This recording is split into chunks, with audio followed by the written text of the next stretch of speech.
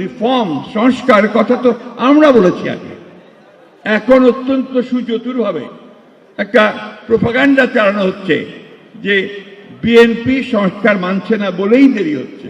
জুলাই সনদের প্রস্তাব তো আমরা অনেক আগে দিয়ে দিয়েছি সরকারকে, এখন সরকার দায়িত্ব এটাকে চূড়ান্ত করার। আমাদের 60 লক্ষ মানুষের বিরুদ্ধে মিথ্যা মামলা হয়েছে বিএনপি, আমাদের 1700-এর বেশি মানুষ গুম হয়ে গেছে ইলিয়াস আলী সহ, আমাদের প্রায় 20,000 মানুষকে বিনা বিচারে হত্যা করা হয়েছে।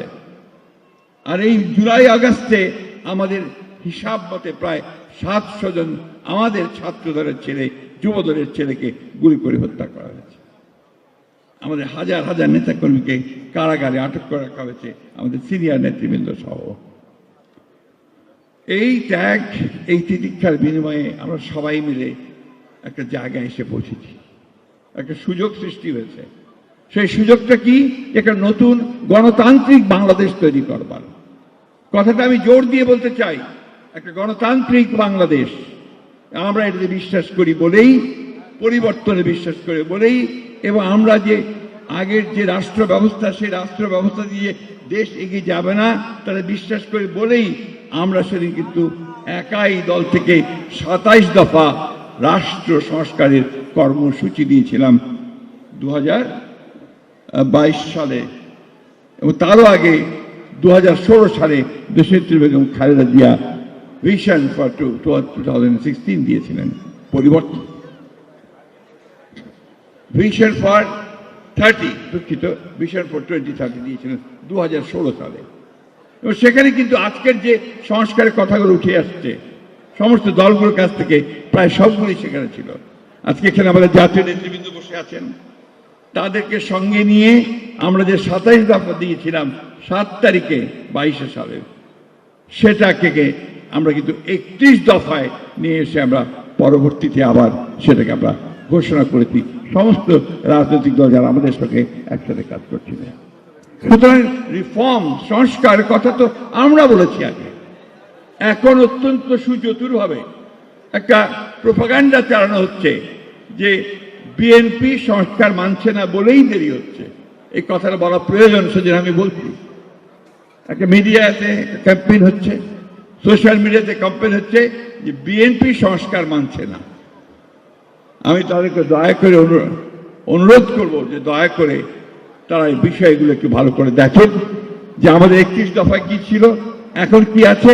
এখন আমাদের টিম এই ঐক্যমত সংস্কার কমিটির কাছে গিয়ে তারা কি বলছেন, কি মতামত দিয়েছেন, এটা জানা দরকার, নাহলে ভুল বোঝাবুঝি হবে।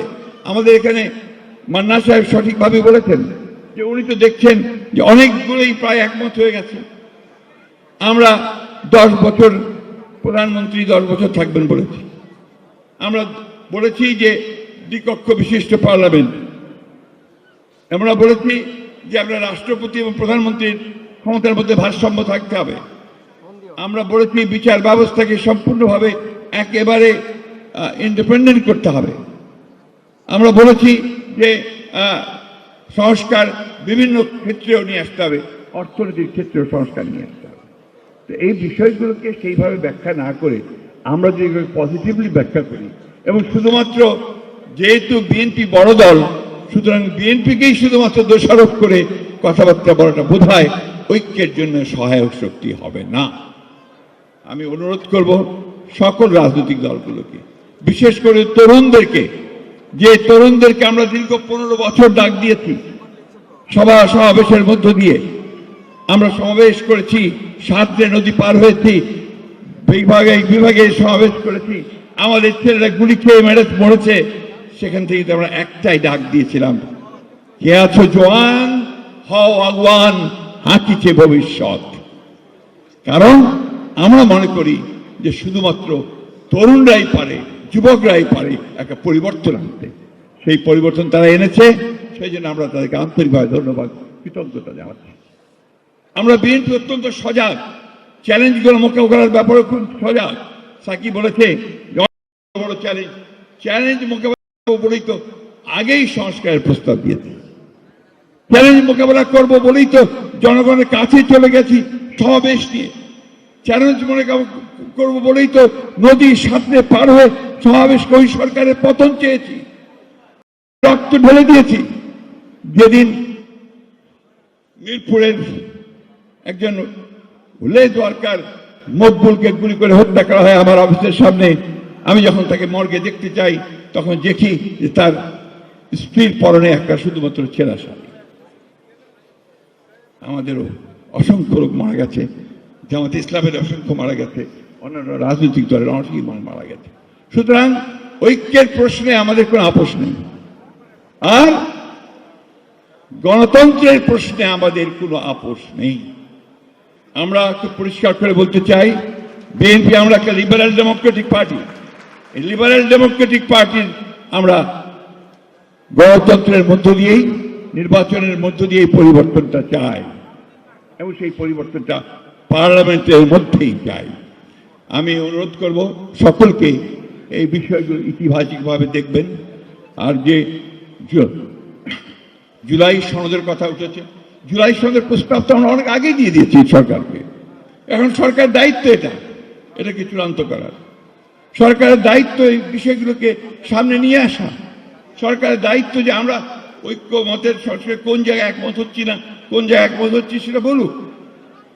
আমরা গণতান্ত্রিক বাংলাদেশ দেখতে চাই, আমরা এই তরুণদের ভবিষ্যৎ দেখতে চাই, আমরা এই তরুণদেরকে কর্মসংস্থান করতে চাই, অর্থনীতির বিকাশ ঘটাতে চাই, কৃষক শ্রমিকের উন্নতি করতে চাই, আমরা মহিলাদের ক্ষমতায়ন চাই। এই বিষয়গুলোকে আমরা একখানে আনতে চাই। আমরা ধর্মীয় স্বাধীনতা চাই। আমরা অবশ্যই আমাদের স্বাধীনতা, সার্বভৌমত্ব, এই প্রশ্নে আমরা কখনো আপোষ করিনি, কোনোদিন করব না। আমাদের দেশনেত্রী বেগম খালেদা জিয়া আমাদেরকে সেই পথে শিখিয়েছেন। আমাদের নেতা প্রেসিডেন্ট তারেক জিয়াউর রহমান সাহেব আমাকে সেই পথ দেখিয়েছেন। আর এখন আমাদের তরুণ নেতা জনাব তারেক রহমান এই দীর্ঘ 8-9 বছর ধরে আমাদেরকে সেই পথে এগিয়ে নিয়ে এসছেন, যেখান থেকে আমরা আরো শক্তিশালী হয়েছি, আরো আমাদের আত্মবিশ্বাস বেড়েছে যে আমরা বাংলাদেশকে সত্যিকার অর্থেই একটা গণতান্ত্রিক রাষ্ট্রে পরিণত করতে পারবো।